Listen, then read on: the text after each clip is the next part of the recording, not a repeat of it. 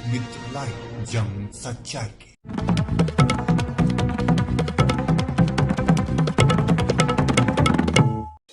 नमस्कार, लोकमित्र लाइव जंग सच्चाई की उत्तर प्रदेश क्षेत्रीय ताजा खबरों से जुड़े रहने के लिए चैनल सब्सक्राइब करें।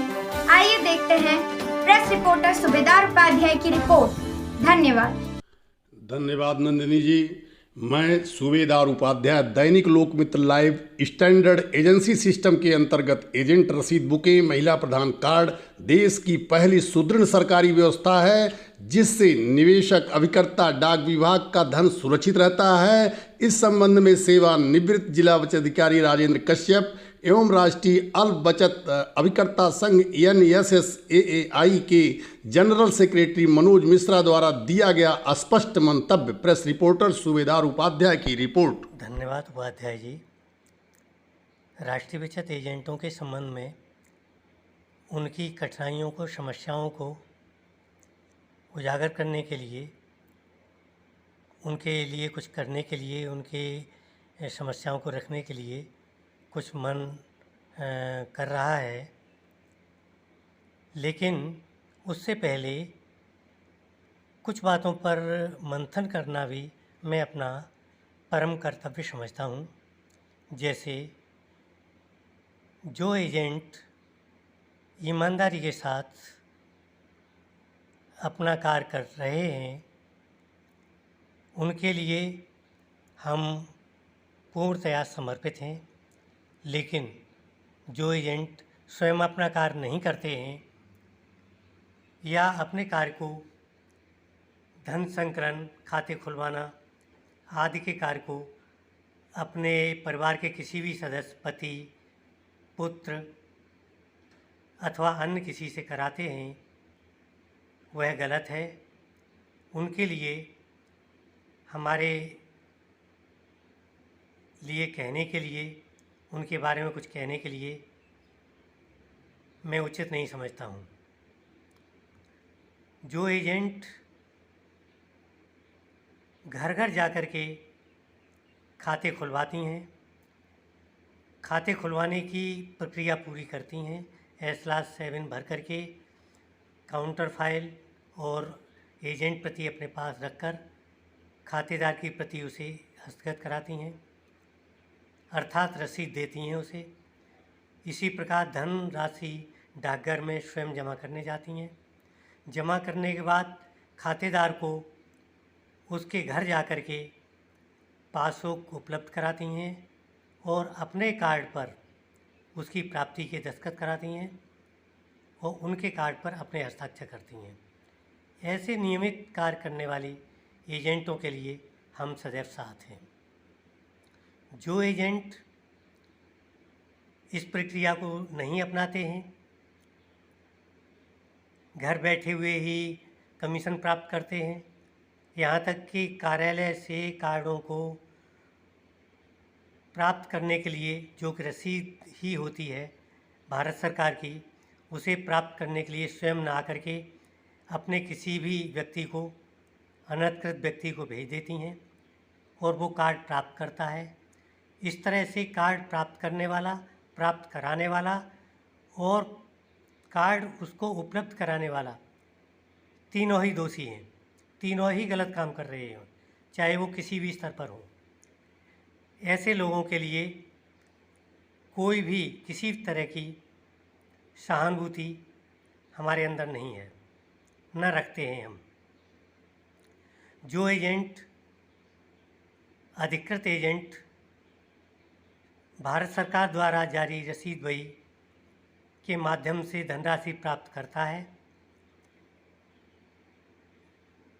निवेशकर्ता को वहीं पर रसीद देता है और उसकी निवेशित धनराशि को समय से डाकघर में जमा करता है। जमा करने के बाद उसके NSC या सावधि खाता उसको उपलब्ध करा करके अपनी रसीद बही पर उसकी प्राप्ति के हस्ताक्षर कराता है और उसके बाद ही कमीशन प्राप्त करता है। ऐसा एजेंट अपनी बात हमसे कहने के लिए और उसकी बात को हम शासन प्रशासन तक पहुंचाने के लिए अधिकृत हैं। और ऐसा ही करेंगे।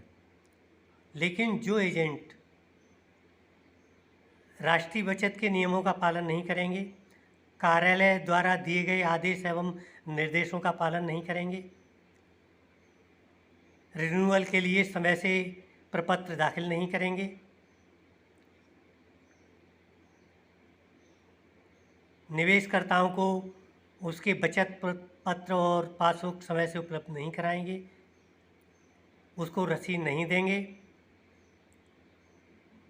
ऐसे एजेंटों के लिए हम कोई भी बात किसी भी स्तर पर करने के लिए तैयार नहीं हैं।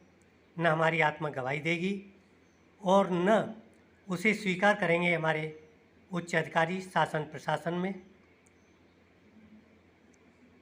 क्योंकि उनको कहने का अधिकार है कि जब ये एजेंट ही स्वयं में सही नहीं है, इनका दामन ही पाक साफ नहीं है, तो हम इनकी बात को क्या सुने। और यही कारण है आज राष्ट्रीय बचत कार्यालय के डगमगाने का, एजेंसी के डगमगाने का। सर्वे चल रहा था, इसका 8-10 साल पहले से ही हर छमाही सर्वे होता था, कितना आउटपुट है, किस तरह से ये लोग काम कर रहे हैं, एजेंट वास्तव में काम कर रहे हैं या फर्जी एजेंसी चला रहे हैं या इनके नाम से कोई दूसरा एजेंसी चला रहा है। ये सारा गोपनीय तरीके से सर्वे हो रहा था, जिसको किसी को भी पता नहीं था। और उसी सर्वे के आधार पर, गोपनीय रिपोर्ट के आधार पर शासन ने अपनी सर्वे रिपोर्ट तैयार करके अपने निर्णय लिए, जिनको वो क्रियान्वित क्या करेंगे, कैसे करेंगे, ये अभी उनके ऊपर निर्भर है। लेकिन इस सब के लिए जिम्मेवार हम सब हैं। हम सबसे तात्पर्य है एजेंट, राष्ट्रीय बचत कार्यालय, अधिकारी कर्मचारी, डाकघर आदि सभी यही समझते रहे। जब 20 सूत्री कार्यक्रम से निकला ये कार्यक्रम तो बड़ा खुश हुए कि 20 सूत्री कार्यक्रम से ये कार्यक्रम निकल गया, चलो अब हमारी डांट बचेगी डीएम साहब से और बाकी सब बवालों से बचेंगे। लेकिन इस राष्ट्रीय बचत कार्यालय का, राष्ट्रीय बचत विभाग का पतन उसी दिन से शुरू हो गया था जिस दिन से कि ये 20 सूत्री कार्यक्रम से निकला। जब इसकी अहमियत नहीं समझी गई तभी इसको 20 सूत्री कार्यक्रम से निकाला गया। हम नहीं समझ पाए और खुश हुए उससे, जिसके परिणाम आज लटकती हुई दुधारी तलवार है कि विभाग कब ख़त्म हो जाएगा, एजेंसी कब ख़त्म हो जाएगी, आगे क्या होगा, आगे भविष्य क्या होगा। इसके लिए जिम्मेवार सभी हैं, चाहे वो एजेंट हो, चाहे डाककर्मी हो, चाहे डाकघर हो, चाहे राष्ट्रीय बचत विभाग हो या उसके कर्मचारी हो।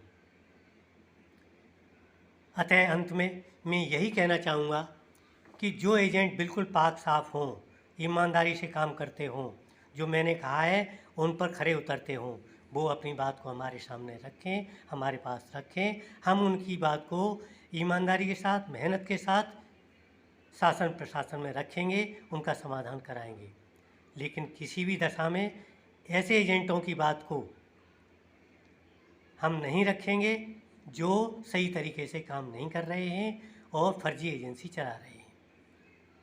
अंत में मैं अपने सभी प्रिय एजेंटों को,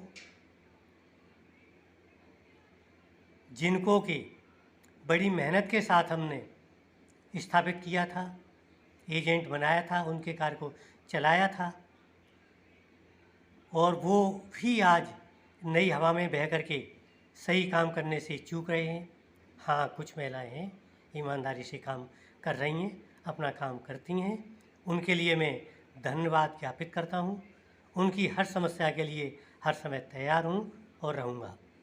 बहुत बहुत शुभकामनाएँ, और इस बात के लिए शुभकामनाएँ कि आपकी एजेंसी निर्विघ्न रूप से आगे चलती रहे और आप लोग ईमानदारी से काम करते रहें।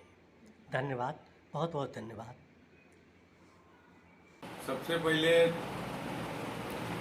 लोकमित्र चैनल के प्रेस रिपोर्टर आदरणीय सूबेदार उपाध्याय जी को मैं बहुत बहुत धन्यवाद देता हूं कि पिछले 6 महीने से वह लगातार देश के 5 लाख अभिकर्ताओं की छोटी बड़ी सभी समस्याओं को अपने चैनल के माध्यम से पूरे देश के सामने रख रहे हैं, जिससे कि सरकार का ध्यान आकृष्ट किया जा सके। वर्तमान समय में देश के 5 लाख से अधिक अभिकर्ता बहुत ही अजीबोगरीब समस्याओं का सामना कर रहे हैं। सारे लोग जानते हैं कि हमारी एजेंसी वित्त मंत्रालय द्वारा दी गई है। पोस्ट ऑफिसों में हम देश के पोस्ट ऑफिसों में अपना व्यवसाय देते हैं और राज्य सरकारें हमारी एजेंसी का नवीनीकरण करती है। तात्पर्य इतना है कि 3 अधिकारियों के द्वारा हम गवर्न हो रहे हैं। कहीं भी अपनी समस्याओं के लिए देश का अभिकर्ता अगर राज्य सरकारों के अधिकारी जो नियुक्ति अधिकारी होते हैं उनके पास जाता है तो कहा जाता है कि आप पोस्ट ऑफिस में के अधिकारियों से संपर्क करिए। वो डाकघर के अधिकारी कहते हैं कि नियम वित्त मंत्रालय बनाता है। तमाम अजीबोगरीब समस्याएं, मतलब कि 3 जगह अभिकर्ताओं को दौड़ाया जा रहा है। वित्त मंत्रालय कुछ नियम और बनाता है, डाकघर उसकी परिभाषा कुछ और कर देता है और निचले स्तर के जो उनके डाकघर के कर्मचारी हैं वो अर्थ का अनर्थ लगा देते हैं। तमाम एसबी ऑर्डर जो उच्च अधिकारी अभिकर्ताओं के हितों को ध्यान में रख के बनाते हैं, लेकिन निचले स्तर के अधिकारी उसका कंप्लायंस ही नहीं करते हैं। जब नियुक्ति अधिकारियों के पास हमारा अभिकर्ता जाता है तो वह कह के कि यह डाकघर से संबंधित मामला है, पल्ला झाड़ लेते हैं। एजेंसी सिस्टम में प्रत्येक दिन 3 वर्ष में अभिकर्ताओं का नवीनीकरण होता है, पुलिस सत्यापन किया जाता है और यह प्रत्येक 3 वर्ष में जो नवीनीकरण की प्रक्रिया है उससे भ्रष्टाचार को बढ़ावा मिल रहा है। हम लोग संगठन के माध्यम से माननीय वित्त मंत्री महोदया से लगातार मांग कर रहे हैं कि इस एजेंसी सिस्टम को ऑनलाइन व्यवस्था के तहत किया जाए, इसको लाइफ टाइम के लिए किया जाए, ऑनलाइन इसका नवीनीकरण हो, क्योंकि जब सब कुछ पारदर्शी तरीके से होगा, ऑनलाइन होगा, तो यह जो निचले स्तर पे जो नियुक्ति अधिकारी हर राज्यों में बैठे हुए हैं वह जो हमारे अभिकर्ताओं का शोषण कर रहे हैं वह शोषण कम होगा। उत्तर प्रदेश सबसे बड़ा राज्य है, अभिकर्ता भी सबसे अधिक यहीं पे हैं। 75 जिलों में नियुक्ति अधिकारी राज्य सरकार द्वारा नियुक्त किया गया है, जिन्हें जिला बचत अधिकारी अथवा सहायक निदेशक बचत कहते हैं। लेकिन इन 75 जिलों में बहुत अजीबोगरीब समस्याएं हैं। कुछ जिले ऐसे हैं, कुछ जिलों में नियुक्ति अधिकारी जो जिला बचत अधिकारी अथवा सहायक निदेशक बचत हैं 20-20 सालों से एक ही जिले में कार्यरत हैं। आखिर राज्य सरकार की यह स्थानांतरण की कौन सी नीति है वह समझ में नहीं आ रही कि एक अधिकारी अपने गृह जनपद में या तो एक ही जिले में 20-20 सालों से कार्य कर रहा है। अभिकर्ताओं का निरंतर उत्पीड़न और शोषण हो रहा है। S/5 कार्ड महिला प्रधान अभिकर्ताओं को इस प्रदेश में जिला बचत कार्यालय जो खुले हैं वहां से दिया जाता है। संगठन द्वारा माननीय वित्त मंत्री महोदया से पहल करके और इन S/5 कार्डों की पूरी आपूर्ति उत्तर प्रदेश निदेशालय को सुनिश्चित करवाई जा चुकी है, लेकिन अभी भी उत्तर प्रदेश के कुछ जिलों में महिला प्रधान अभिकर्ताओं को 2 से 3 कार्ड दिए जा रहे हैं। आखिर जब उत्तर प्रदेश निदेशालय में पर्याप्त कार्ड है तो उन 2-2, 3-3 अभिकर्ताओं को 2-2, 3-3 कार्ड देने का क्या अर्थ है? सिर्फ यह कार्यालय कुछ जिलों में 100 रुपया लेके इन कार्डों को बेचा जा रहा है।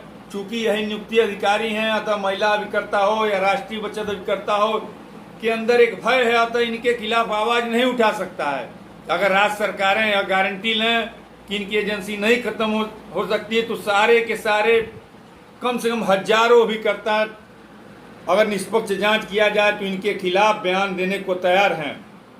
2 से 3 हजार 5-5 हजार लेके कुछ जिलों में नवीनीकरण किया जा रहा है और अभिकर्ता पैसा नहीं देता है तो उसे डराया जाता है कि आपकी एजेंसी समाप्त कर दी जाएगी। यह S/5 कार्ड की जो व्यवस्था है यह बहुत वर्षों पुरानी व्यवस्था है, आज के समय में यह व्यवहारिक नहीं है। हम लोग लगातार वित्त मंत्रालय से मांग कर रहे हैं कि पेपरलेस व्यवस्था लागू की जाए या अभिकर्ताओं को ऐसी सुविधा दी जाए कि वह अपने एक पोर्टल के माध्यम से ऑनलाइन इन रसीदों को, इन कार्डों को ऑनलाइन जनरेट कर दे। इससे भी महिला प्रधान अभिकर्ताओं का शोषण और उत्पीड़न कम होगा। उत्तर प्रदेश माननीय मुख्यमंत्री जी उत्तर प्रदेश को मैंने अपने पत्र दिनांक 22 जून 2021 के द्वारा यह जो प्रदेश में 20-20 वर्षों से अधिकारी लोग नियुक्त हैं इस विषय में जांच करा के और मैंने इन सभी के स्थानांतरण की मांग की है। कम से कम यह पहले हटें लोग। आखिर एक ही जिले में कौन सी स्थानांतरण नीति है? S-5 कार्डों को बेचा जा रहा है। एक हफ्ता पहले हमारे संज्ञान में आया है कि कुछ जिले ऐसे हैं जहां 100 रुपया महिला प्रधान अभिकर्ताओं से लिया जा रहा है। 5-5 हजार एजेंसी नवीनीकरण के नाम पे लिया जा रहा है। तो अब चूंकि सरकार बदली लेकिन व्यवस्था वही रह गई है, अधिकारी उसी जिले में रह गए, इसलिए इस अभिकर्ताओं को इस सरकार के बदलने का डायरेक्ट लाभ नहीं मिला। कोई परिवर्तन प्रदेश में नहीं दिखाई दिया। यह जो राज्य सरकार के नियुक्ति अधिकारी हैं, अतः इस लोकमित्र लाइव चैनल के माध्यम से माननीय वित्त मंत्री महोदया से भी मैं मांग करता हूं कि इस एजेंसी सिस्टम को एकल प्रणाली में लाने की व्यवस्था की जाए। यह प्रतिवर्ष हर 3 वर्ष पे जो एजेंसी का नवीनीकरण हो रहा है, इस प्रथा को बंद किया जाए। ऑनलाइन नवीनीकरण हो या एजेंसी को लाइफ टाइम दिया जाए। और यदि इस बीच में कोई अभिकर्ता गमन या फ्रॉड करता है तो उसकी एजेंसी समाप्त कर दी जाए। हम संगठन के तरफ से ऐसे किसी भी अभिकर्ता को प्रश्रय नहीं देंगे, सहयोग नहीं करेंगे जो कि नियम विरुद्ध काम करेगा। हर 3 वर्षों पे अभिकर्ताओं का पुलिस सत्यापन हो रहा है। पुलिस का सत्यापन कैसे होता है यह जग जाहिर है। अतः माननीय वित्त मंत्री महोदया से यही मांग है कि इस एजेंसी सिस्टम को ऑनलाइन किया जाए, नवीनीकरण की व्यवस्था को ऑनलाइन किया जाए और इस S-5 कार्ड और एजेंट रसीद बही की व्यवस्था को समाप्त करते हुए ऑनलाइन पेपरलेस व्यवस्था लागू किया है, जिससे देश के 5 लाख से अधिक अभिकर्ताओं को लाभ पहुंचे और उनका उत्पीड़न और शोषण बंद हो। धन्यवाद। छोटी बड़ी खबरों को पाने के लिए लोकमित्र लाइव चैनल को सब्सक्राइब करें ताकि लेटेस्ट अपडेट आप तक पहुंचती रहे। धन्यवाद।